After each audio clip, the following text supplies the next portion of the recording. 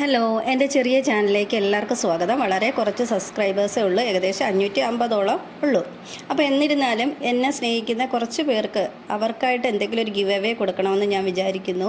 അതിനായിട്ട് രാവിലെ തന്നെ സമയം അഡ്ജസ്റ്റ് ചെയ്ത് ഈ ഒരു ഗാർഡൻ ഒന്ന് റെഡിയാക്കാമെന്ന് വിചാരിച്ചു. അതിനകത്ത് കുറേ നല്ല റയർ ചെടികളും ഉണ്ട്, പക്ഷേ എനിക്ക് നോക്കാനൊന്നും സമയമില്ലാത്തത് കൊണ്ട് അങ്ങനെ ശ്രദ്ധിക്കാൻ പറ്റാറില്ല. അങ്ങനെ ഇപ്പോൾ ഞായറാഴ്ച ദിവസം എന്തായാലും ഇതെല്ലാം ഒന്ന് അറേഞ്ച് ചെയ്ത് വെച്ച് ഇതിന് നന്നാക്കിയെടുത്ത് കുറച്ച് നല്ല ചെടികൾ ആക്കി ഗിവ് അവേ കൊടുക്കാനായിട്ട് എടുത്ത് മാറ്റി വെക്കണം എന്ന് ഞാനിങ്ങനെ വിചാരിച്ചു. അങ്ങനെ നിങ്ങൾക്ക് കാണാം, ഒന്ന് അറേഞ്ച് ചെയ്ത് വെച്ചു. അപ്പോൾ അറേഞ്ച് ചെയ്ത് വെച്ചപ്പോൾ തന്നെ കുറേ ഉപയോഗമില്ലാത്ത ചട്ടികൾ, അതായത് വെറുതെ ഇരുന്ന ചട്ടികളൊക്കെ എനിക്ക് മാറ്റാൻ പറ്റി. അപ്പോഴേ ഏകദേശം 6 മണി തൊട്ട് 7 മണി വരെ ആയിരുന്നു അവിടെ അത്രയും ജോലികൾ ചെയ്തത്. പിന്നെ അകത്ത് കയറി വന്ന് കുറച്ച് ബൂസ്റ്റൊക്കെ മിക്സ് ചെയ്ത് പാലും ഈ പഴം വരട്ടിയതും കഴിച്ചു. അതിനുശേഷം നല്ലൊരു ഫിഷ് കറി ഉണ്ടാക്കാമെന്ന് വിചാരിച്ചു. സാധാ ഫിഷ് കറിയല്ല, എന്നും നമ്മൾ കഴിക്കുന്ന ഫിഷ് കറിയിൽ നിന്ന് വ്യത്യാസമായിട്ട് ഒരു ഫിഷ് മോളി പോലെ ഒരു കറി ഉണ്ടാക്കാം. ഫിഷ് മോളി എന്നൊക്കെ പറയുമ്പോൾ നമ്മുടെ ഷെഫ് പിള്ളയുടെ നിർവ്വാണയും ഒക്കെ മനസ്സിൽ ഓർത്തുകൊണ്ട് തേങ്ങാപ്പാലൊക്കെ ചേർത്തുകൊണ്ടൊരു കറിയാണ് ഉണ്ടാക്കിയത്.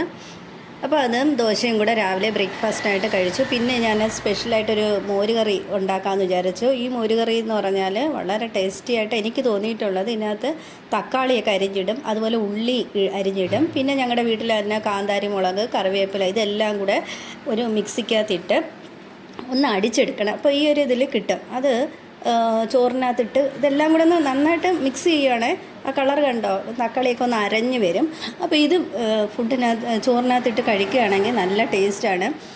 അതൊരു നല്ലൊരു കറിയാണ്. അതിൻ്റോടൊപ്പം തന്നെ ഞങ്ങൾ കുറച്ച് പൊട്ടേറ്റോ ഇങ്ങനെ ഒന്ന് വറുത്തെടുത്തു. ഒന്ന് കണ്ട അറിയാമല്ലോ, കുറച്ച് മസാലയൊക്കെ ചേർത്തു.